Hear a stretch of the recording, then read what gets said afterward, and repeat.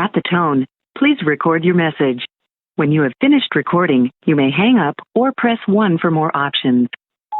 Steven, I'm here in Vegas. I got a hooker next to me, and I just asked her if you tip her, and she said, no, you don't tip her, but the pimp may want the tip instead, if she has a pimp. But she said, no, the money is all that you need to do is just pay her the money, and that includes the tip. And you know I'm a fan of including the tip. It's just better when it's included. It shouldn't be extra. It's like, just include, this is what you want to get paid, and include the tip. It's just so much better. All right. Thanks, Shaquanda. Confirmation, Steven. I did not leave a oh, wait, I never paid for a hooker anyway. Breaking news. Breaking news right from the hooker's mouth. You do not need to put anything in her tip jar. Just the tip. Just no tip. No tip. Confirmation. That's right. I was in Las Vegas. Steven that was the sole reason you went, right? To figure it out if you needed a tip or not? Yes, that's correct. I knew that if I went to Las Vegas, I would be able to find a hooker because Barb K is no longer on the street corner outside the door. But I think Kensington hookers are a little different than hookers in Vegas. They have more teeth in Vegas. They are probably cleaner, and they're not looking for heroin. Oh, it's terrible. I mean, there was a tweaker that walked by the door the other day here at the factory. Yeah. And I mean, she was talking to herself. I was just like, what up, girl? How much? Terrible. Terrible. So I step outside the door. I look down and I see a hypodermic needle. I see a needle just exposed. The cap is over to the right and there's a needle. And that's not good right where we're stepping, though. I wear the big boots, the big shoes, so it wouldn't go through them if I stepped on it. But I just checked out of the building, so I put on the alarm and everything, so I had to go back in, turn the alarm off. I got the grabber and the bucket. I've got the sharps bin, so I can pick up the needle and then put it into the sharps container, which I think when it gets filled, it's not going to get filled, but there's where do you probably drop it off at? Well, that's the question. Do you take it to CVS? I love how I called, I think, the police station once, and they're like, oh, you need to dispose of it yourself. I'm like, no, I don't. Where? I'm like, no, I don't. I'm like, I will bring it to the fire station and be like, guys, I've picked up all these hypodermic needles. Figure it the fuck out. You're doing the city a favor, yeah. Exactly. There's a school around the corner. There's a playground around the corner. There's kids that walk here all the time. I'm picking up these hypodermic needles.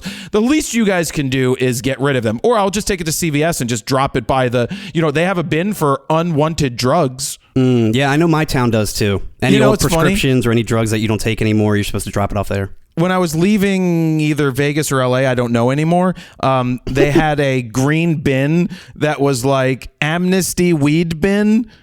Like, drop your weed here before you fly. There were a bunch of people trying to fish stuff out of it.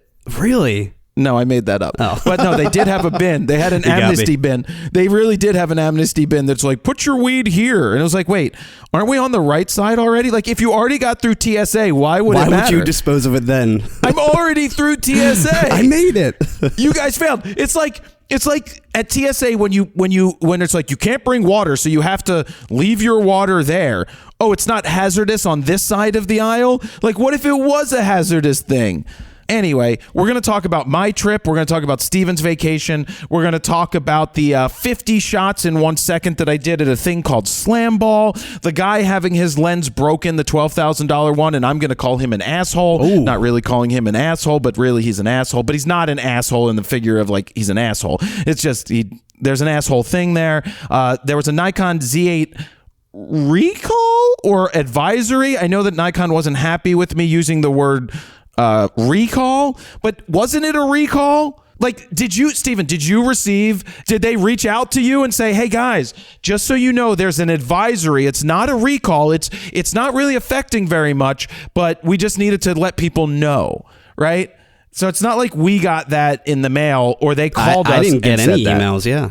Well, no, the only emails we get are your loaner is due that you've had your consignment for 5 report. Years. Your consignment report. We're never going to send you gear anymore. It's like Nikon just wants to give you like 2 or 3 weeks at this point, and it's really frustratingly annoying. You can't get anything done like that. And they're like, we can't send you anything. Our system won't work. I'm like, guys, just send the stuff already. Will you? Because, then you get Canon. They're like, what do you need? Canon's like, keep it. Do whatever you want with it. Yeah, what do you need? We'll get it back in 5 years. Whatever you need to do. Sony's pretty good with that too. Yeah, so Nikon Rumors called it a recall advisory / recall question mark. So was your body affected? Yeah, my body was affected. My body was affected. I put my serial number in. And again, this is a loaner from Nikon, so it's not my body. Sure. But it was affected, but it's not affected, meaning I never noticed an issue putting a lens on or taking a lens off. We didn't have any problems during the actual initial preview video, correct? But that was a separate body, wasn't it? Yeah, that was a different body, but I mean the autofocus? Oh, no, that's not what you're talking about. You're not talking about the autofocus. Oh, geez, we're going to get to that story shortly. Here we go again. We're going to talk about Instagram threads, and that's this is RAWtalk 58. You could text us at 313-710-9729. We hope you like the Q&A episode. We got to figure out that audio thing. Petapixel does an audio thing, like you can call and leave a voicemail or something. Yeah, something with Spotify. It looks like you can actually leave a recorded voicemail. I don't know if that's because we're not using a Spotify server or something. We got to look into transitioning to a more updated type of thing. Ours is fine. The host we use is very limiting, though. Besides, actually uploading audio and thumbnail artwork, there's not much else you can do. It was the biggest one back in the day. It was one that everybody used. The one that we use, but now that Spotify has gotten big into it and they bought Riverside or whoever not Riverside, the Anchor. They bought Anchor and they integrated Anchor's software and everything into theirs. There's even this one podcast I listen to that is like a radio show where it's a podcast and then all of a sudden it goes to 2 or 3 songs in like a playlist style and then back to the podcast, and it's very much like an actual radio show. And I have no idea how they set that up. Their host must allow them to do all of that in Spotify. That's pretty cool. It's really interesting and unique. We need to look into that, Steve. Why we really do need to look into that because that's cool. You know this. Well, because they'll be talking about new music and then you actually can hear the new song. It's not burned into the playlist. So I could even skip it if I wanted to and then go back to him talking about it. This leads me back to someone I used to work with who I gave advice to years ago. I mean, this was time when I don't know if Last FM or that you used to go to a website and then there was a bunch of people that would show up and you were the DJ up top spinning music. Was it Scrobbler or Last FM had the Scrobbler? I think it was Last FM. Last FM was pretty big and they're still around. Are they? I was paying a couple bucks a month too for some premium membership. I wonder if I still am. So I suggested to my friend, I'm like, music. You put together good playlists. That's your jam, man. Then why don't you put together a show where you list the music and you do 10 songs. You do it as a show and you post it as on Spotify or you post it as a podcast. No one's going to come and take down your music. That's just not how it works with podcasts. It's not like the content ID system on YouTube. Yeah. They never took that recommendation. I mean, they did years later do a couple of episodes of something where they wrote a script. Yeah, and I'm sure it was fine. They started then. But yeah, they could have done that. They could have started then. Now, of course, the problem with podcasting is if you don't have a following, you can't just start a podcast and automatically have people listen. You can't. You just can't. That's just the nature of the beast. You really have to have some sort of name behind you and then start the podcast. It's very hard to do the opposite. Yeah. Well, it's kind of like what happened with Call Her Daddy. If they started Call Her Daddy and it wasn't on Barstool Sports. Exactly. If they didn't need a little bit of a bump. And that was the major bump to send her to make $60 million over a 3-year period. But you know what's happening with Spotify right now? The same thing that happened with YouTube years ago when YouTube spent $100 million trying to get celebrities to come onto YouTube to make videos. It failed because we don't need celebrities on YouTube. We have YouTubers who make videos and get larger followings than celebrities. Well, Spotify, signed up the Obamas. Spotify signed up the Prince, whatever his Prince Harry. They still have Joe Rogan too, right? Yeah, but Joe Rogan is actually successful. Joe Rogan was a successful podcaster in the beginning and a creator. I don't personally listen to Joe Rogan, but did you ever watch the AI Joe Rogan, by the way? No. There's an AI YouTube channel that's basically Joe Rogan doing his podcast, but it's all AI. It's his voice, and then it's usually him, for example, talking to Donald Trump or something, and it's a totally made-up conversation that sounds exactly like the two of them. It's incredible. It's scary. I think it's called the AI Joe Rogan Experience or something like that. We'll have to figure that out. Yeah. But but he was actually successful beforehand. Prince Harry and Meghan Markle have no one gives a shit about listening to those. It was more of like a publicity thing where, oh, we signed the Obamas. Oh, we signed the Prince Harry and his wife, right? But they've separated ways with all of these people because unless you're the biggest of the like Smartlist, right? You listen to that. I don't actually find it very good personally. Really? I don't find it enjoyable for hilarious. the most part. Yeah, I don't The fully banter enjoy between the three of them. Yeah, but the audio. Why is their audio so bad? I don't think it's that bad. I don't know. I really like those guys. I think I don't care who they're interviewing. It's just the banter between the three of them. I find it very funny and relatable. Well, I want to listen to a good interview. So when they did, certain people, I just don't like how they interview styles. Like there's some YouTube interviewer people I just don't find that. You got to keep in mind though, the whole point is that none of them really know who they're interviewing that day. So just one of them does, right? One of them does. They bring the guest on. The other two don't know. So they're not that prepared every time, and it shows. That is the only issue. But I do find it interesting that the other two don't know. Well, I like the surprise, and I like. Yeah. Well, I mean, I guess I can guess it because I saw the title of the show. But I liked listening to Steven Spielberg because you don't hear a lot of podcasts from Steven Spielberg. Mm-hmm. I liked that. I liked listening to Tom Hanks, James Cameron.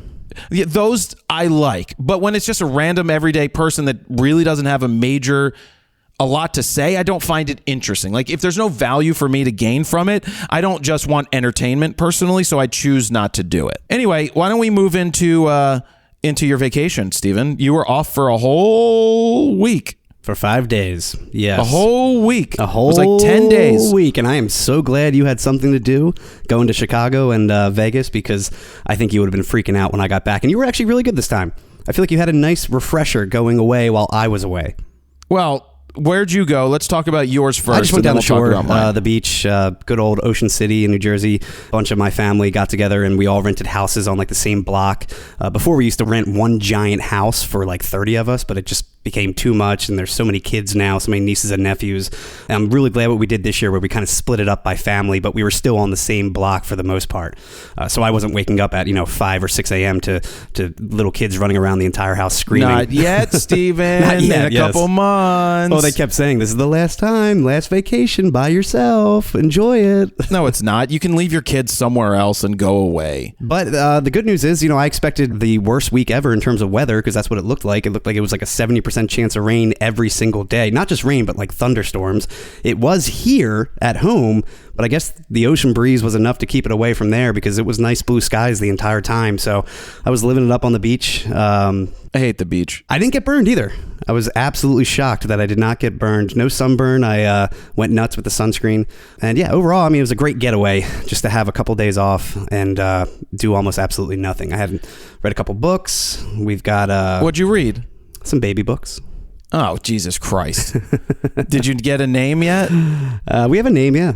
Latwasha. We've went over this several times, yep. Latita. And you will not know until she's born. Oh, my God. I had to get you something with the name on it. I didn't get anything for the baby shower because I wasn't invited to the baby shower. We went to the amusement park on the boardwalk the one night, and I ended up bringing the camera with me and just kind of did like a makeshift impromptu maternity shoot with Nicole while we were walking around. And it worked out. I brought the 85-1.2, the DS, the de-smoothing one, the one that you don't really like. So I think you lose like half a stop or something with the de-smoothing. Yep, don't want that. I don't think it's as sharp as the normal one too, but it is more expensive. So you get a little more rounder, creamier bokeh balls apparently. I don't know. I don't notice a difference at all personally. And then I brought the 20-70 f2, which is obviously a super versatile, incredible lens, and I shot with the R5. So good. It was great. I had really no problems at all. The only thing I find with the R5 is sometimes I tend to be maybe a quarter stop overexposed. It looks great in the viewfinder and just a little too bright for me sometimes when I bring it in post. I've found that I tend to do that a lot. And I usually base everything on the histogram and the meter on top of that. And it looked great in the viewfinder. I just think their auto exposure in the viewfinder is just a little too hot. Yeah, I don't know. Or it should be the opposite. Not as bright as it should be because, again, my image ends up being overexposed sometimes. Yeah, I mean, you know me. I'm usually like a quarter stop this way or that way. You're usually underexposed, though, depending. Right? I don't know. I mean, I look at my meter. I do not look at a histogram. I don't care about the histogram still personally, so I turn it off. I look at my meter as a guide. I still wish they had zebras in stills, though. I know Sony can do it. I forget if Nikon can, but it's only in video mode, and that's super frustrating because I think that would be better than both the meter and the histogram. Because you got to keep in mind, too, the histogram is reading the JPEG preview of what it looks like. It's not really reading the true RAW file. So you're not getting a true value of what your exposure is right then and there. Yeah. But overall, great week. Again, got to hang out with the family, take some photos, and it all worked out. We had to put up that Insta360 Go video, too. I had to make some adjustments on the fly on vacay, but thankfully we had some pretty fast internet there, so it wasn't the end of the world. Yeah, let's get to... I'm going to talk about the Insta360 Go when I get to my Vegas trip. Cool. Yeah. More so. Let's do it. But you talked about the R5, and there were rumors of R5 II again. Now, they're saying that it's in the one I shot with the R5 II. Oh, Steven, stop. Sorry. Don't tell anybody. Not supposed to. You weren't supposed to Did we sign an NDA? No. So that's the thing is like the rumor was just that it's in a select few photographers' hands, and mine are not one of them. No, Steven's are not one of them either. No, we've got nothing on our end. But yeah, I mean, it's inevitable that will be coming, most likely, because if you had an R6 Mark II and R5 Mark II, they're just spreading it out. I think it's going to happen soon. I'm just really curious what it's going to be because, you're dealing with the Z8 now. It's pretty much a flagship body and a $4,000 body. So are they going to compete? Are they going to really I don't think so. Go nuts? But the R5 itself still holds up. So the R5 is still a fantastic camera. Because the R6 Mark II, for example, that was more of an incremental update. But that was only sensor. It was only a year and a half later. This is going on 3 years now, so they're going to have to do a pretty big update. I think we're all so jaded at this point about these updates that a minor update is a major update in my opinion. Like, really, there's not much further you can take things. I mean, there always is further that you can take things, but from one upgrade to the next, it's not like you need to be upgrading your R5 when an R5 Mark II comes out. I say this only to people that aren't doing it as a profession or people that are extremely satisfied with the results. If you're, again, not being held back by your body. Someone said, I always say glass, right? Invest in glass, it lasts longer. Someone said that, I think someone at Sony once said that you date your body and you marry your glass. There you go. To put it into perspective, right? Yeah. I think Sony too, speaking of kind of like minor updates, I think that's kind of their method. They tend to put out one big giant body release with jam-packed with new features, and then the next release or the next Mark II or whatever it may be is a little bit more of an incremental slight refresh that they're adding on these minor features. Like the A1, I feel like that was a big splash, and I bet you the A1 Mark II is going to be just a couple refined features added to it and still going to have 30 frames a second, 50 megapixels, my guess. That's what Sony tends to do. And as always, it's the people that don't own the cameras that bitch about them or barely shoot, because every time I go to the Phillies, or if you're a fanboy on the other side, you're the one fighting everybody else, like, look what Canon did, look what Nikon did, blah blah blah. But you show up to every press room and photo room anywhere, and the photographers are there shooting because their job is to shoot, and they don't care about, I mean, they ask me questions about new stuff, but they also don't need all that new stuff.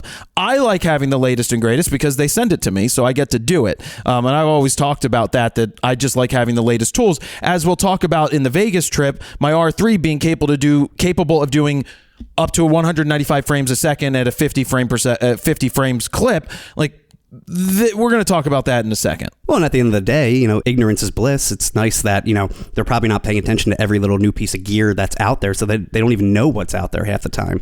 Well, or how much better it could help them do their job. Usually they're using outdated gear half the time. Well, there is one shooter there at the Phillies, I won't name names, who was still using the DSLRs for a newspaper because he just felt like he'll let the newer guys get the newer gear. And I think I just think that's just cutting off your nose to spite your face. We have these conversations and it's just like, yeah, like I hear you. Does he not even want to try it? I don't know, man. Stuck in his ways type? People do get stuck in their ways. But the thing is, have you ever talked to anybody who was afraid to go mirrorless and then went mirrorless and then was like, I'm going back to a DSLR? No, never. No one. It never will happen. It opens up a whole nother world when you start shooting mirrorless, especially if you're a sports guy. New world. a new fantastic point of view, no matter near or far or how gay you are. It's time to be a whole new world. I just made up those lyrics. I don't think it really says how no matter how gay you are, there's a whole new world. Pride Month is over, so people can stop caring. Is that how it works? Okay, that's how it works. Is that how it works? I love all those memes. They're like businesses on June 1st. Hey, everybody, we're gay. And then businesses on July 1st. Bye, gay. But so I just don't like, you know what? Either be gay 100% of the time or don't be gay. But really don't make such a, like, I just don't like that some people make such a big deal out of that. Like, I'm not saying Pride Month. I'm saying that come July 1st, they're like, everything changes. Well, it doesn't really change. I just don't like bandwagon jumping. Sure. Like I'm working with the new merch people. And, yeah. Well, yeah, it's forced. And it's like working with the merch people and they're like, we still have time to do a July 4th sale. I'm like, I'll never do a sale on one of these days. I will not do a July 4th sale. I will do a birthday sale for my birthday. Black Friday though. Yeah, we'll do leading up to that, but I'm not going to do extended Black Friday, extended Black 4 weeks Monday, in a row, extended again. Cyber Monday, extend your penis. See, my issue is I never know, are you going to get a better sale on Black Friday or Cyber Monday? So I usually just wait, and it's the same deal either way. I just buy something if I need it at this point. Well, because not everyone's got, I can afford it. No, but it's true. There's 5 they're buildings, not deals. 10 Porsches, Lambos. They're not deals anymore, Steven. That's the thing is they're not deals. But what I was getting at is like, I don't want to do a Memorial Day sale. I don't want to do a Veterans Day sale. How does that make sense? Unless I'm an actual veteran, right, and I served, and I want to say in honor of me serving and protecting, here's a discount. I have no right to do a sale, but everybody's just so, like, all the mattress people are, let's do a sale because it's fucking bullshit. I've never understood Happy Memorial Day. I'd say that all the time. Yeah. It's a little odd. Hey, thank you to all you dead people. Let's celebrate. Basically. Lines of Coke. Speaking of lines of Coke, Steven, when I was in Vegas, not once, but twice was asked if I party. And I don't know what that means. You definitely look like that type of guy for sure. I'm walking through. I got my jeans on. It's 100 degrees out because I didn't want to bring shorts. What, you didn't wear shorts? No. Can I explain something to you, Steven? What? I wore shorts here the other day, and I've been wearing my cargo shorts. Honestly, it makes me feel schleppy. It makes me feel schlubby. It makes me feel less secure in my body because my ass. Because you can get tight shorts. Yeah, but it's not like getting a hug. I feel like my jeans are a hug, and I just feel less. This is a personal thing. I just don't feel as confident that I look good in schlubby, baggy pants. Do you not like your calves? For me, huh? What? Do you not like your calves? My calves are fine. My legs are huge. Is this a Johnny Drama like Entourage moment? Yesterday was leg day. And today was sore day. Real good sore, not like bad sore. But no, so I wear my jeans. Anyway, I'm walking through the, I'm not going to say what casino. I walk through a bunch of casinos and it happens everywhere. But I'm walking through and this guy comes up to me. He's like, they use an in. The in is my shirt. So they find something they want to say to you and they say it. And then they Typical fist bump salesman. you. Yeah, then he fist bumps you and he's like, you looking to party? And I'm like, what does that even mean? He's like, cocaine. I'm like, do I look like the type of guy who does drugs? They're like, yes. Do I look like the type? He's like, well, no, honestly, not really. I'm like, cool, good luck. And I kept walking. I'm not judging. I just think it's stupid. So then like 6 hours, 8 hours later, I'm back and I'm walking through again. And another guy comes up to me. He's like, yo, you need some cocaine? He just didn't even ask if I party. And I'm like, straight to the point. I'm like, my kind of what salesman. part of me looks like I do cocaine? He's like, I'm like, do I look like a guy? I'm like, look at my body. And he's like, well, actually, some of our best sales come when there's meatheads and fitness competitors here. I'm like, yeah, but those are asshole meatheads who already are cool with doing steroids. They're cool with snorting cocaine. I'm not that guy, but thank you for acknowledging that I might have muscles and might be good and big. And then he goes into this whole conversation. He's like, I don't mean disrespect. And I'm like, look, I didn't take it that way. You're just trying to make a buck, right? You're doing a job here. He's working. I don't agree with your job, right? I'm like, I love sales, but selling cocaine, I just think it would be better if they just legalized all the damn drugs and let people go buy it legally and not have to worry about it. But I'm still not a guy who would go do drugs. I haven't smoked weed, Steven, in, I don't know the last time I smoked weed. I think I've seen you once. High. And when I say high, it was like you took like a puff. Where? I can't recall, but I do remember, because I've only seen you a handful of times drunk. And when I say drunk, I mean like a buzz. Because for you take a sip and you're like, whoa, totally different person. I think 10 years ago when I was in Israel, we were at this party in an event in Tel Aviv at a beautiful, we're talking an apartment that might have been $20 million. It's like one that you would look left or right and it went like a football field long. Jeez. And there were a bunch of like affluent people there that were models and different type of stuff, and so I took a hit there, and then I met up with them at the at a, as they called it, the Black Music Club. What they really meant was hip hop. It was 90s hip hop. So it's an Israeli club, 90s hip hop, and I go, and these fucking people are coked out of their mind. The people that I was there to hang out with. I showed up by myself. These people are so up their nose, it's not even funny, speaking of cocaine. And I was like, I'm out. Like, you guys you don't even know me. Like, you don't even know me. You guys are so high right now. And I left. The problem was, I only had a 3G hotspot, so it wasn't like you had the Google Maps. So I tried to find my way back to the hotel in Tel Aviv. I tried to talk to a taxi driver. He didn't speak English. I didn't speak Israeli or Hebrew or whatever, and he didn't know. But I kept walking. I found a turn, and then I'm walking past a bar, and someone goes, Frono's photo. So I get recognized like by this guy sitting. I'm like, hey, I'm lost. I'm like, he's like, you're on the right street. So then I found where I needed to go. That was a little side story. I guess I got there from cocaine because of the people at the party doing cocaine. You're like, I'm so high. So high. No. So I got back. Anyway, I got back to my toilet. So I was in Las Vegas. Basically, Steven being away for a week isn't the greatest thing for me, because what the fuck am I going to do here? I don't want to sit here and make videos by myself. There's definitely things for you to do. It's just, I feel like I have to really push you to do those types of things. We've always said it, like, you have to be in the right mood to want to do those types of things. I mean, I've got a video I'm going to make after we're done, after I finish lunch, for Dan to do, that's based off of Vegas. That was like the first video when I saw that photo, the burst that you did. First thing I did when I came back was like, you should make that video. That's a super interesting topic. Not many people shoot that type of frame rate on the R3. I'm assuming you're going to explain what you're talking about in a minute. Yeah. But yeah, that's a video you can do on your own. Obviously, a lot of the other videos, I have to be there in person. Plus, it's best for me to be there just as like a second man, making sure you're not like off topic or saying the wrong specs or something like that. It's always nice to kind of, confirm what you're saying. We haven't posted yet this week. I mean, Fix is going to come up today. I think I forgot I did have a critique in the can from a while back, but just like, I don't care. Those critiques, they're good videos, but it's so hard to title. Total and I filler. get so disappointed for sure with it. So, but it's been, I don't know, what, a couple months since we put out a critique? Yeah, 6 months maybe? Yeah. We've only been on like a 2 video a week thing. It's been Fix and one other generally. My biggest thing was having enough for Dan to work on while I was gone. And I had just enough for him to work on until pretty much Monday. Yeah, we'll get caught back up. There's just a lot going on, and the summer's going to be busy with switching spaces. Hey, I've always said it. There's plenty of YouTube channels that put out barely 1 video a week. We're doing at least 2 usually. But we also know that when we don't have certain content, we don't see a spike in preset sales. Of course. Hey, you didn't say that. You edited. I saw you posted on Instagram that you edited with FroPack 4. I did. I used FroPack 4.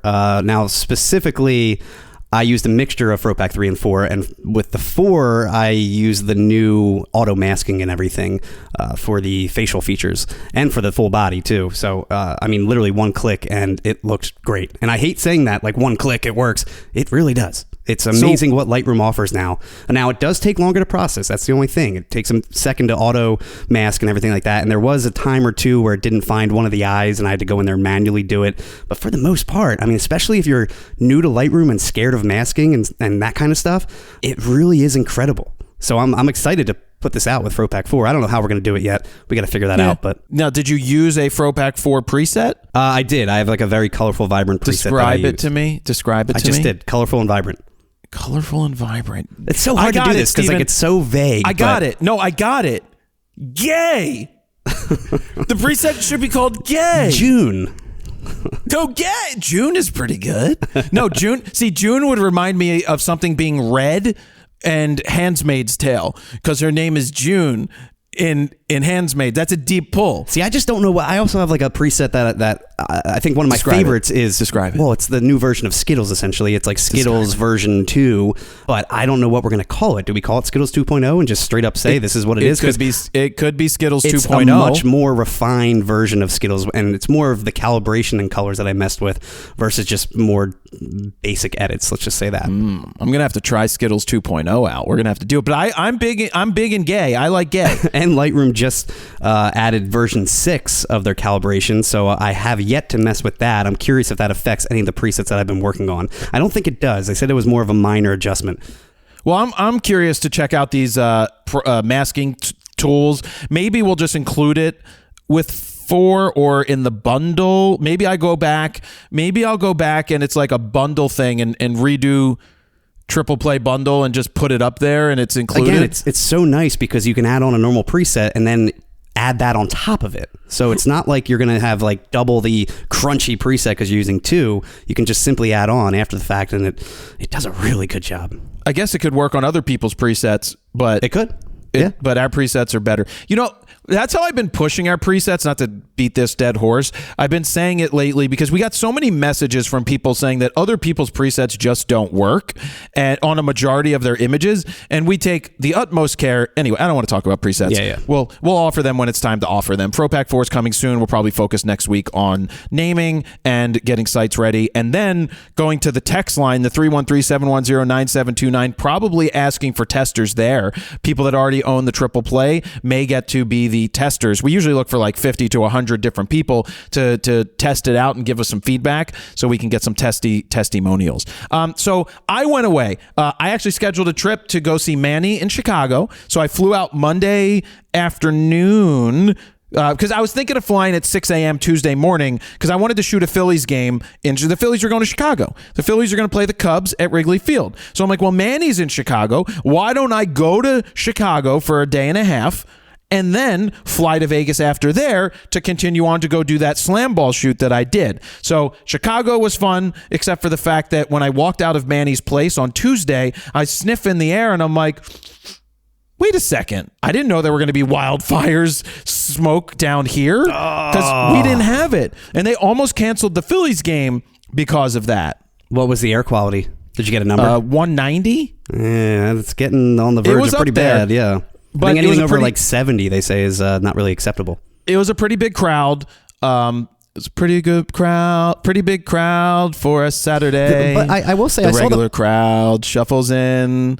There's an old man sitting next to me making love to his tonic and gin. I did see. Oh, la di da, di di da, la da, di di da. What the hell just happened? The list of devices connected operating system has been changed. Why does that happen? These are technical things that happen. So what were you saying about Chicago? Well, I did see the photos after the fact, and the haze kind of made them pop a little more because the subject that you were photographing had a nice color pop, and then you had kind of a muted, hazy background, which I don't know, it made it seem more three-dimensional. It actually worked in your favor, which is kind of odd. Yeah, it's just so it's the way that especially because you're shooting long too, right? Well, sometimes I shot everything from wide to telephoto, and I like using fast glass. You know that, like the 28 to 70 f2, 85 1.2, 50 1.2, 135 1.8. Shooting sports with those creates such a better dimension than the 70 to 200. But what I'm surprised about, if you were at say 200 millimeters, that you didn't have some kind of like atmospheric haze that you were trying to cut through. It still looked pretty sharp. The image, it wasn't really affected. Yeah, but the tighter you go, it's just not as good. But what I noticed is in Chicago, their lights are lower than in Philly because in Philly you got a massive stadium, a massive structure. In Chicago, it's a 1914 the stadium's built, so the lights are lower on the stadium roof because the stadium's not as big, and that creates a different angle where I try to get low. I mean, if you saw the picture I posted on Instagram of Bryce Harper and where I was shooting, if you're larger than if you're a larger individual, you are not fitting into this shooting well. You just will not be able to fit in there. It's maybe I may have like 8 inches in front of me and almost no inches behind me where there's a stand for the TV cameras, and you're squeezed into this well, but you're in such an awesome spot that the 135 is perfect for second baseman, not going to second base, but perfect for first base and the guy in the second base hole. That's so good. I got to shoot with Manny. I did run my Insta360 Go when I was there to document what I was doing. So I either put it on my chest, which I forgot the magnet that day. Well, yeah, I forgot it. I packed everything in my bag. Job. No, I had it. It was back at Manny's place. But I did have the other clip, but I think it actually turned out in my favor to not have it just on my chest because I still had the charger and I could rest it against the net and I could get video of Manny and I shooting. But anyway, I went from Chicago, stayed there Wednesday morning, had like a 7 a.m. flight to Vegas. I was already halfway there basically, or an hour and a half on the way there. So it was only a 3.5 hour flight. Got to Vegas. I stayed at the Flamingo Hotel. They put me up. Remember the suite that I got at the Rio? $15,000 hotel room. Look at me. I don't think anything will ever surpass that room. But Caesars, who has the Flamingo and a bunch of other places, they had the Rio at the time. They don't have the Rio again, so I couldn't stay there this time. So they're like, do you want to stay at the Flamingo? So they put me up at the Flamingo. I had a suite at the Flamingo. It was not as nice. Nothing's ever going to be as nice as that other one, but it was pretty cool because it had that main sitting area, shag carpet. Remember how excited we were when we put that video out? We're like, yeah, we're going to get like tons of views and touring an insane $15,000 hotel room with that type of title and clickbait thumbnail. And it got like 29,000 views and to this day still hasn't moved at all. I don't get it. I know. We tried to do the... it's a great we tried tour. to play that game and... Yeah, I just don't... What was I supposed... Anyway, whatever. The Flamingo hotel room on the left side is... Basically think of it as two rooms, one on the left, one on the right, like two full-size rooms, and sandwiched in the middle is like a big living area. So you had a dining table, you had a sofa, you had a TV, you had a bar. Auto drapes, I saw. You did have auto drapes. You flick a switch, man. That's nice. It was nice. auto shear and auto drapes. It was great. And the one room had a king-size bed, sort of not a mirror on the roof. It had these mirror lights, and then it had vinyl headboard. It was like brown vinyl, I guess easy to clean. Easy to wipe and clean, yeah. Yeah. That had a king-size bed, so I chose the one with the king-size bed. On the other side, there was double queen beds in the other room. I didn't touch that room at all. There's a shower. There's a soaking tub on both sides. So, yeah, it was pretty nice. Do you know what a room like that goes for?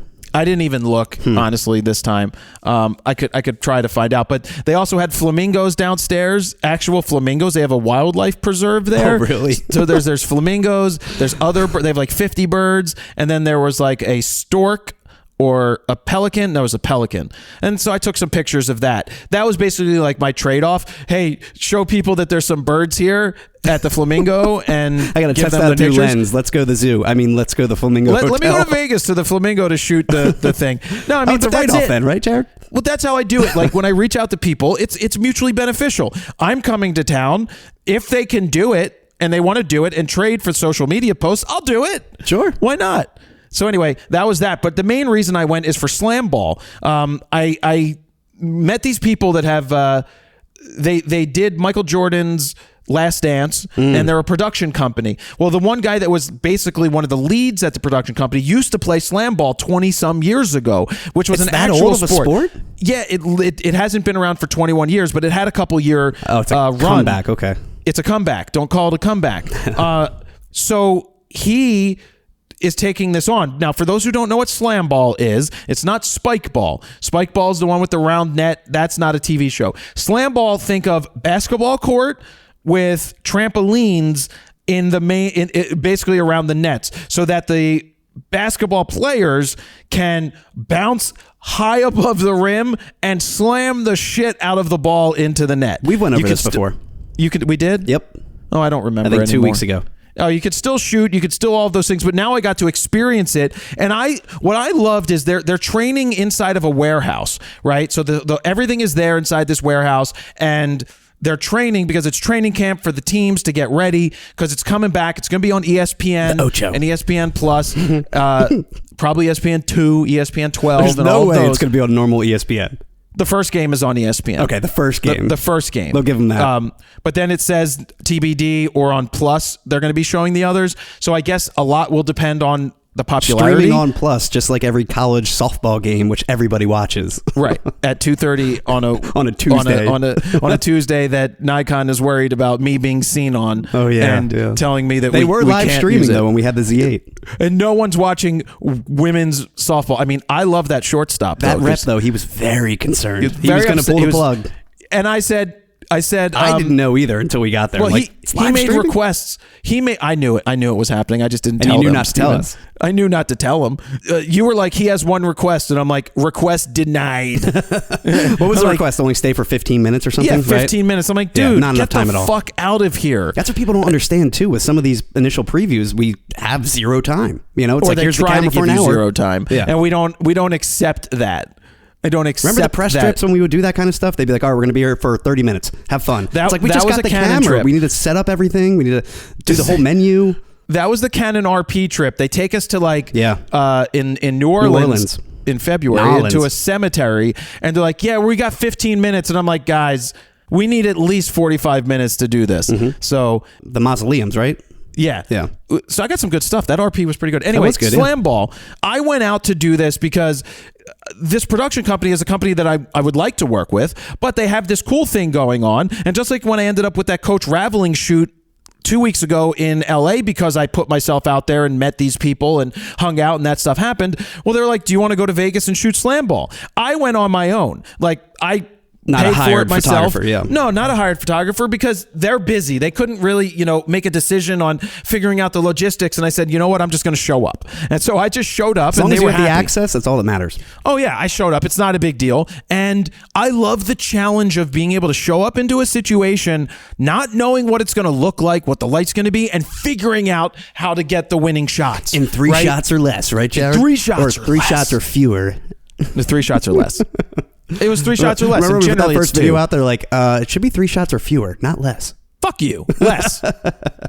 Grammatically correct, Jared. So they're in a warehouse, and it's kind of cool because Slam Ball has that feel of street ball, right? Where it's like it's rough, it's rugged, Very industrial. It's like chain link fence, Yeah. industrial. That's the word. So this warehouse is very industrial, and the lighting isn't great. So I'm shooting about 8,000 ISO with the R3. I'm using the 28 to 70, but then I threw on the 85 1.2 because that allows me to drop the aperture a little bit.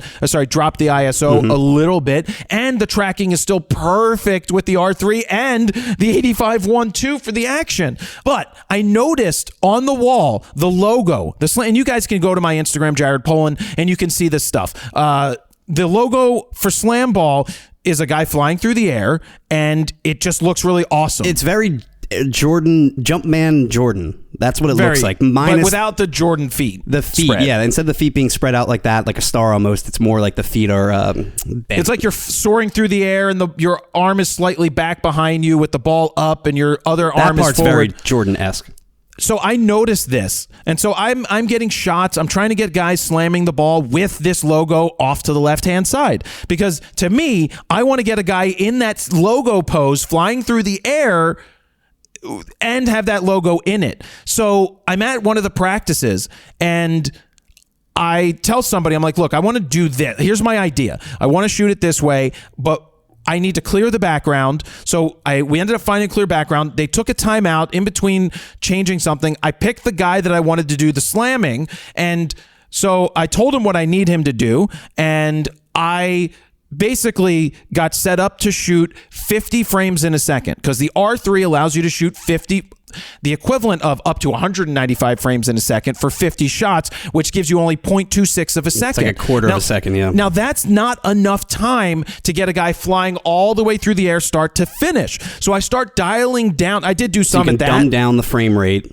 Yeah, so I did do some at the equivalent of 195, and I got some cool stuff because you're trying to pluck out that perfect moment in that situation. But I figured it would take about a second. So I dialed down in this mode, and I got to 50 frames, and it said it would be 1 second. 1 second of shooting, not exposure. So basically how it works is you get 50 shots, you get blackout in the viewfinder for that whole time. Once you press the shutter, it will do continuous autofocus up to that first photo. As soon as you take that first photo, it locks.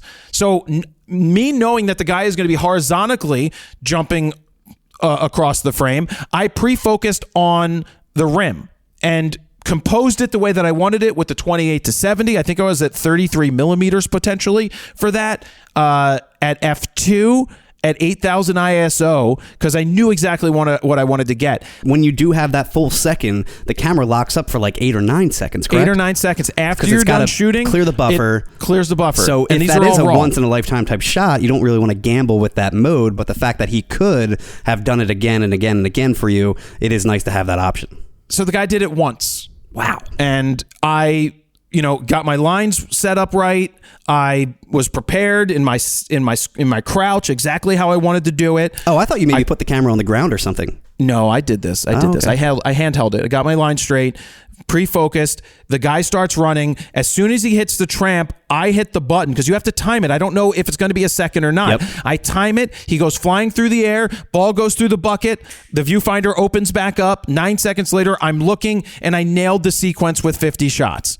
And that was awesome. And there's always going to be people, Steven brings this up, that are like, oh, you know, 20 frames is enough. If you can't get it in one shot, you need you're 30 a failure. frames, blah, blah, blah. One, I love the fact that I get 30 frames with the R3. Two, I love the fact that with the R8, I get 40 frames, which is more. It gives you a chance to do a quick burst. And I don't consider it spraying and praying or anything like that. I just think it gives you the opportunity to be able to pluck out that perfect in-betweener moment. You know, if you want that exact Jumpman logo, or if you want, you know, the ball hitting the baseball bat, those moments that are incredibly hard to get with, say, 10 frames a second, or even 20, or even 30. I went in with an idea and of how I wanted to do it, getting those 50. And the sequence looks awesome. I put it up on Instagram. You can see the 50 frames of the guy flying through the air. Then I decided to do one of those images where you cut the player out and he's flying through the air. Like a composite, yeah. Like a composite. So the funny thing is, I was like, I should go on YouTube and find a tutorial to how to do this. I did the same thing. I searched it, and I'm And like, the yours second popped up. video was my video doing exactly what I'm like. I did this already. I was like, shit. I will say, I usually remember those videos or any video that we've done in the past, and I do not remember doing that video. You must have done it like on your own or something with Matt. 5 years ago. So I watched it back, and then I'm like, nope, this is terrible, because a lot has changed since then. Yep. With select subject, I don't need to paint the background out anymore. It's probably auto masking everything too by auto selecting, and yeah. It was just so much easier. And in the video I'm filming today, when we're done, which is probably going to be out soon for when you guys are listening, I'll show how I did it. I'm not going to go into full detail. It was really easy, actually, just to use the select subject, draw extra lines if I needed to, copy, paste it onto the other one. But wait, first I did it with like 10 photos, and it's kind of cool to see the sequence, but you lose out on the jumping man altogether. Because I was going to say, initially you had almost every single shot in there, and it was a giant arc, which I think would have kind of looked cool if you put somewhat of a directional blur, making it look like it was a long exposure, and then maybe froze the last frame of him dunking. But we just couldn't really get it to work out well. We were trying to do it like over Zoom and everything, and then eventually we ended up taking most of them out and just leaving those 4 in there, and I think that really makes a cool, you know, transitional composite showing from start to finish the dunk. Well, someone questioned me having the first one there, and like, did you really need the first one with the other 3 where he's flying through the air? And I'm like, I kind of want it. That's the point, is the trampoline. I think it's fine, yeah. The sport it goes along is the with trampoline. Slam ball, exactly. Right, and so it's the initial jump, and then 3 of him soaring through the air, including the one in the middle of the 4. So not the first, not the second. The third one is the one that pretty much matches the logo, except for he has the ball in his left hand. The logo has the ball in his right hand. I didn't even notice that, and I'm usually a stickler for details like that, and that went right over my head. So I don't think many people are going to realize like it's a totally different hand. It's good enough. Yeah, no, they get the point. It did exactly what I wanted to do, and so I ordered a 40x60 metal print to send to the studio in LA for them to, because they're the ones that behind it. Metal is perfect for that industrial look too. It is. I think I did the glossy. I would have preferred to do the luster matte, but it doesn't look as good there. Anyway, I did it from Printique. Is there a luster matte metallic print? No, there's a non-gloss metallic, but it doesn't come across as that's It's like a anti-glare. sheen, right? Yeah, no, but it's not like the ones I have at my house that they spray with the luster spray. Yeah. That's what I would like, but there was no option for that. So high gloss for this is going to be perfectly fine. It's going to look great. Cool. But I wanted to send it to them and make a big impression. No pun intended. Actually, sorry, pun intended. I wanted to make a big impression. So I'm just sending it to their office because they'll hang it there. They have definitely. the room. For sure. And I just love that shot. That's the stuff I love doing. And and that's at my expense sending that. But I don't, something will come of this at some point. These are connections. You're building relationships, and I can afford it to go do these shoots because obviously I can make content while I'm there. And so I know I'm in a different situation, but this is how I've built everything over my career is I go to a shoot. Sometimes I don't care about getting paid there, and I'll figure the rest out later. And it's really nice to offer the gift of photography, a physical, tangible print like that I'm sure people aren't used to. When they see something like that really stands out, and they'll remember that forever. And I'm sure they're going to hang it in their office, like right when you walk in the lobby, is my guess. And I will probably make a slam ball book.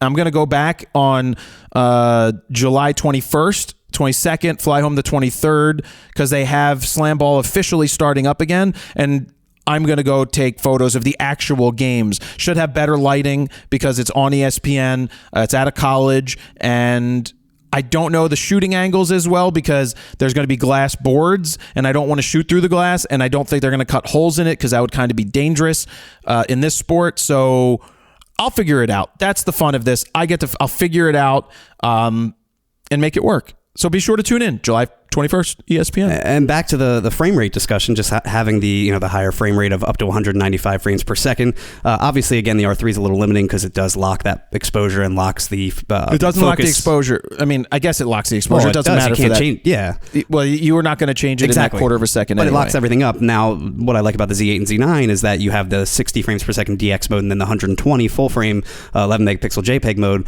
The only thing I don't like is the fact that they're JPEGs, but still the fact that you have, I think, full AF, right, in those 120 frames per second modes. You do. And the buffer's fairly big. It's big enough to get those types of shots. But you get pre-shoot and post-shoot with that. I just don't understand why Canon or Sony haven't put out like a firmware update of some sort, because all it is just basically taking 4K 120 video and then giving you a frame grab from it for the most part. I know you can do that with the Canons, but it's much more of a pain. I'd rather have it in a still JPEG. But yeah, I'm sure eventually that's going to be the new thing coming out in every flagship camera, or even the R5 Mark II. Who knows? But I just don't understand why Nikon isn't capable of shooting RAW. They just might not have the horsepower. I said it last week or the week before about the 8K 60 video. I mean, it's got to be 33 megapixels or so. Why can't you just give me 8K 60 frames per second still photos? It's RAW. 12-bit. I'm fine with 12-bit. It's fine. So I said I would get to the Insta360 Go. Yes. We did do a product showcase of that, which was brought to you by Insta360. Is that a sponsored video, Jared? You guys know. Yes, it's sponsored when it says brought to you by. Oh, that's what that means. This video is sponsored by, brought to you by. Anyway, regardless of that, I used that. I put it on one of the players' hats, he right? had it like wasn't a hat. It was like a sweatband. Honestly, it was like a head protector sweatband. Okay. It was a sweatband that had like plate in it to protect if he hit his head on the freaking rim. Oh, because you're bouncing so high. Is that a thing? Well, yeah, they're bouncing over the rim. Sometimes they're 14 feet in the air, and the rim is 10 feet. So they're as high as the backboard. So I put the clip on there and let it go. It looks and pretty cool. Awesome watching. I put up the video on Instagram and put it up as a reel where you see him fly through there. He receives the ball on an outlet, and he runs down the court, well, of course, bouncing the ball, and then hits the trampoline and slams the ball in. That was awesome. So that was really cool for that. We found that using the headband clip or the hat clip is much more stable than putting a pendant on your shirt, because it does move around a lot more. Now, it is great for a certain POV. Like if you're riding the bike, you're not really moving around that much with your shirt. But if you're running or something like that, I think a hat all day would be much better. I also put it on my dad for umping baseball. Yeah. It would have been good to have the review, to have it before the review came out. Sorry, not review, product showcase, because the slam ball thing was perfect. The only thing is that we noticed, obviously it's a small camera, the Insta360 Go. So in lower light situations, the frame rate goes down. And when the frame rate goes down, that means your image stabilization capability goes down as well because there's not as many frames in between to stabilize. You get the weird jittery kind of stuff when you're in a low light situation, because we noticed the second you go outside, it jumps to like 60 frames a second and it's totally smooth, and the not IBIS, but it's a digital stabilization, looks really good. But yeah, low light, it's definitely a little wonky for sure. But that's the thing, is it doesn't have a large sensor because it's such a small body. And, even though this is a sponsored video, we made sure to mention it. We're not going to say it's an amazing camera all in, every single situation. It's still limiting for sure with those low light situations. I would love a bigger sensor, and I'm not sure if GoPro has another option that's small. I mean, they had that contour or whatever the hell it was called, the Cube. That was a pure failure by them. I hated that thing so much. Yeah, the battery would die. Now, this thing has about a 45-minute battery in the little thing, but they're going to plug into a case. It's 170 minutes, I think. 173? No, it's 170. We had to correct that. Oh, I thought it was 170. Where did I get 173? I had to take that out, and I looked back at the notes. I think I put 173. I don't know if they had that in their spec sheet. And damn it, Steven! But I put 173. And so you said 173. I just cut out 3, and it's perfect. Like, you actually did pickups for that. There was a couple of things we got wrong, and I had to adjust and fix. And they were probably the best pickups we've ever done. Like, you can't even tell watching the video. Now, the one part you can tell because you said free form video and it's free frame. We had to fix that. And I didn't end up putting any B-roll over you. So you verbally mouth free form, but I put free frame. And I'm like, it's good enough. Stuff I don't care about. I'm like, it's whatever. And I was on vacation at that point. I'm like, it's fine. Anyway, so I liked using the thing, and I can see putting it for a perspective view, it was actually pretty good, and it's not that expensive at $299, $329, $349, depending on the size of and you might as well go big want. With the highest capacity, 128 gigs, because it was like an extra like 40 or 50 bucks. Well, and 64 gigs gives you about 2 hours of the recording, which is still pretty good. The only thing I didn't like is it doesn't shoot 4K. It's 2.7K, and it's only up to 30 frames per second in the 2.7K mode. It does have a super slow motion 1080 mode, I believe, but we didn't even really try that out. Now, the only thing I did see a lot of people question and mention was like, I don't understand. It says Insta360. Where's the 360 aspect? I think a lot of people do get confused with the brand name. I think they almost need to rebrand as like Insta, and that's it. Because it is a little confusing. Well, Insta is a little tough when you got Instagram, but Insta360 was their first cameras were 360 cameras, and now they ventured into other cameras. Yeah, so it should just be Insta Camera, which something probably like can't do because it's probably trademarked by Instagram. So Insta360, we're not just 360 cameras. New name, done. And it is really nice what you can do in post-production in their studio app. If you do the free frame mode, for example, you can adjust everything in post. Your point of view, your aspect ratio, you can add stabilization or take it off, all of that. So I do really like their app. For once, a company has a really nice standalone proprietary app that works well. Yep. So we've done a bunch of videos with them, product showcases, because they want to get people aware of products. That's what I did in Paris. And I think we had a good variety of different situations. We had little Dan running through the water because it is waterproof. That was adorable, by the way. Him running around making his little noises and his little beeps and bops. I had no idea what he was saying, but. And then we had you bike riding. We had you scootering. We had something else too. Pickleball. That's it. That was pretty cool too. Let's move on to this broken lens thing before we wrap the show in a couple minutes. So the biggest news story while I was away, because there's not a lot of news stories at the moment, a photographer who was photographing at a Tampa Bay Devil Rays game, which is where the Phillies are right now. I should have probably gone to Tampa for a game, but I didn't. I have family down there. I should have done that. But he was in the third base photo well, and a foul ball hit his Sony 400 millimeter 2.8 square in the lens and shattered the elements, right? Obviously, that's terrible. He's lucky it didn't come right above the lens, though. It's lucky it didn't hit him. Yeah. I'm debating wearing a helmet at these games at this point. It's probably better safe than not. Sure. I should probably make a note. Let me make a note. But then my hair won't look good. But helmet. Yeah, but the point is to be discreet anyway. Not wearing a giant tight cut off shirt with hair and you can certainly. That's what I had. I wear sleeveless so the players are recognizing that I work out. So I work out. So the guy's lens gets shattered, and you're like, yeah, cool, he'll get insurance coverage for that. And then what happened is his friends started a GoFundMe. Not this guy. The photographer didn't start the GoFundMe, but other photographers were like, this guy works hard. Actually, let me read it to you. So I take it he didn't have insurance if there's a GoFundMe? Turns out he didn't have insurance, Steven. Oh, so what does that make him, Jared? An asshole. I mean, that's one of the. You're a working. Anyway, let me read it. A freak, and I quote: "A freak accident. Jim Russell has worked every day grinding out mostly sports assignments for wire services after leaving the South Florida Sun-Sentinel. South Florida Sun-Sentinel senior photographer Joseph Cavetta writes on GoFundMe, as a freelancer, he has to supply his own equipment, including computer and software, that barely leaves any profit. Definitely not enough for insurance. That statement is stupid as fuck for oh so many reasons. One, let's see. He has to supply his own equipment, including computer and software.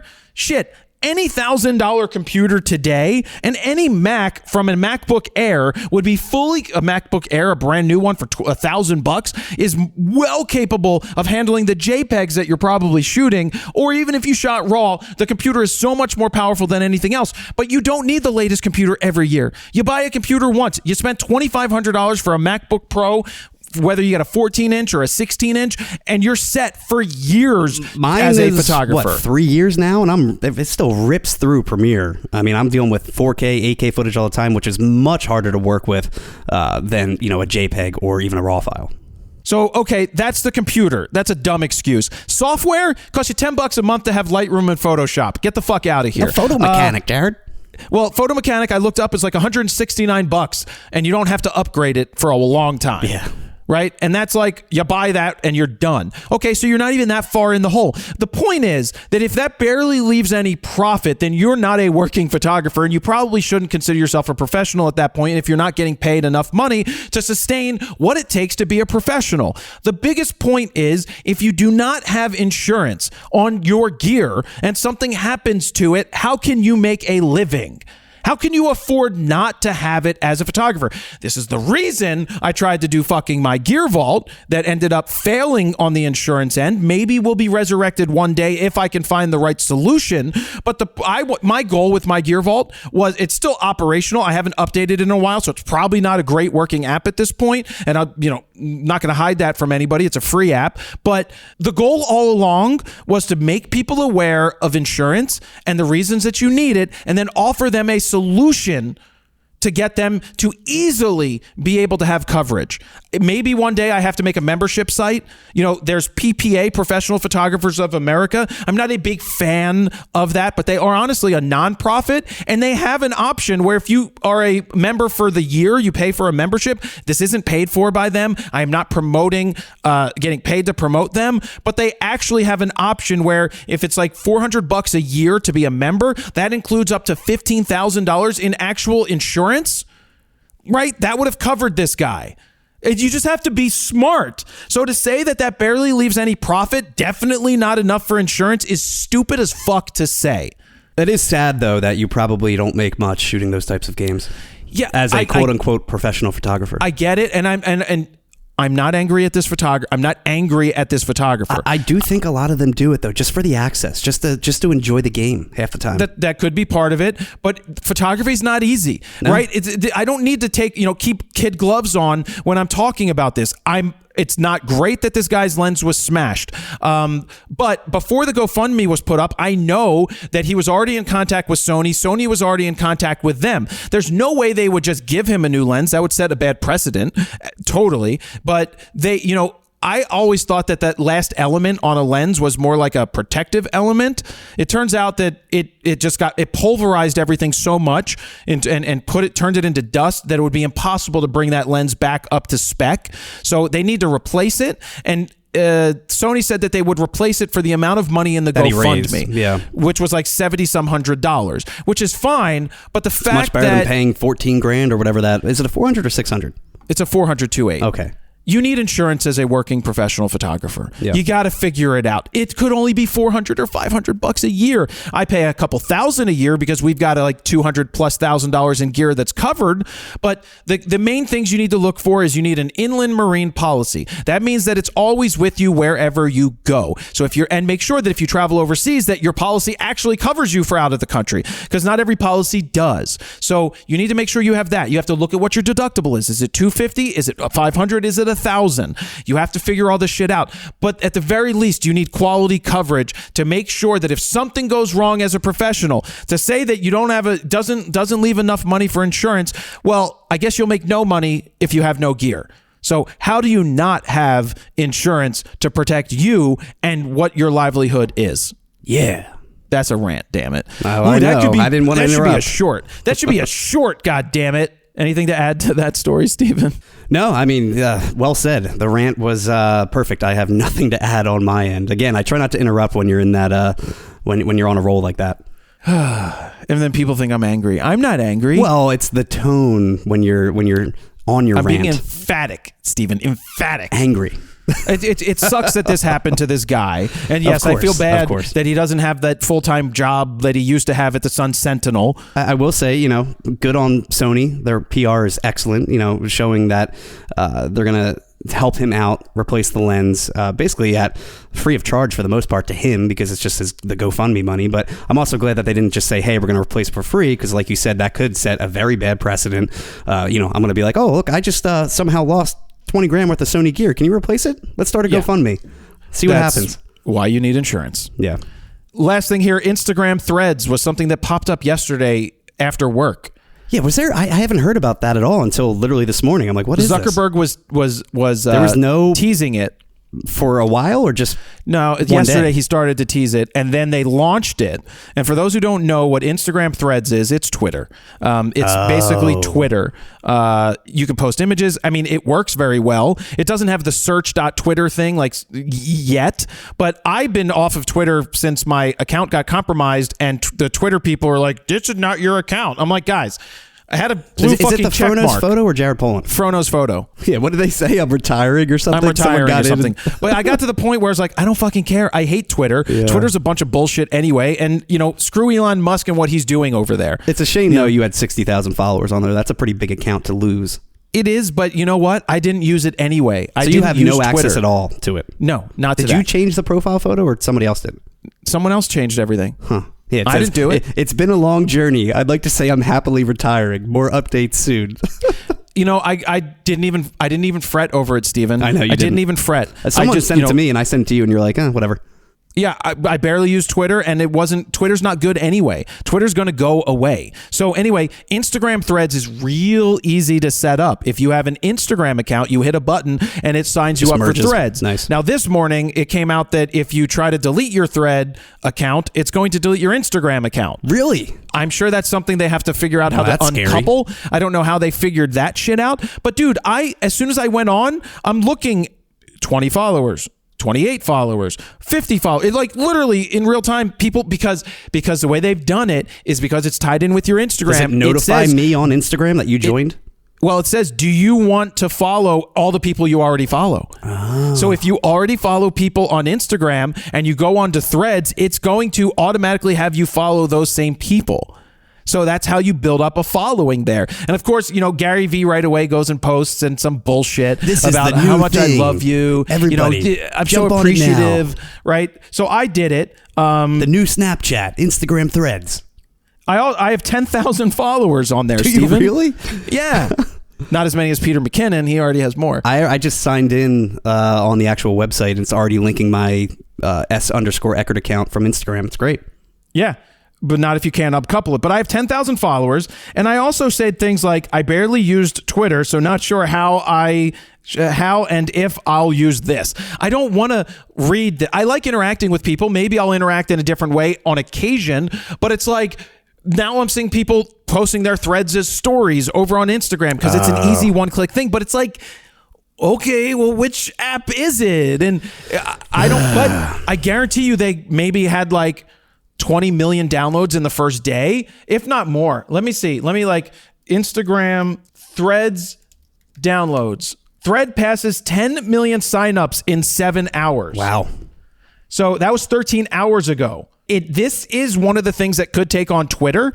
And I hate Twitter. I hated Twitter from not the jump, but from when it got politicized and how it just was just so negative all the time. And that's why I stopped using it, because it's just stupid. The only scary thing is, Facebook will now own Instagram, Threads, and Facebook itself. Pretty much all of the major social media platforms. Well, the thing is, Mark Zuckerberg has still not ever had an original idea. And the metaverse, if you've noticed, he's been months since he's talked about the metaverse. Someone finally got him to see the writing on the wall that is not a thing that you should be spending $10 billion a month on. Yep. Anyway, that's Instagram Threads. I'm on there. I don't really care about it, so I don't plan on having another social media that I have to engage with all the time. But yeah, Steven's back. I'm back for now, and that's basically RAWtalk 58. Anything you want to add, Steven? No, as usual, if you guys can give us a rating and review on Apple Podcasts or Spotify, that would be greatly appreciated. 5 stars, preferably. And follow us on social media. I'm S_ECKERT on Instagram. Might as well throw a plug out there while I can. Threads. Follow me on Threads. I already have 10,000. No, but see, that's the thing. The fact that you can already gain, you don't have to rebuild a follow. You don't have to work as hard to build that following because your people follow you over there. Now I have 10,000 people that selected to do that, or though people that download Threads, like I said, they automatically. It's just automatically doing it. Yeah. I clicked off the button that said follow everybody already that I followed because I didn't want to do that. I want to independently go in, but I don't want to sit there reading people's feeds, so I'm not going to. Basically, the only reason I would use Twitter would be for breaking news, and that's it. Really, that would be it. Breaking news. RAWtalk episode 58 is over. You can text us 313-710-9729. Thank you guys very much for listening. Jared Polin, Photos.photo.com.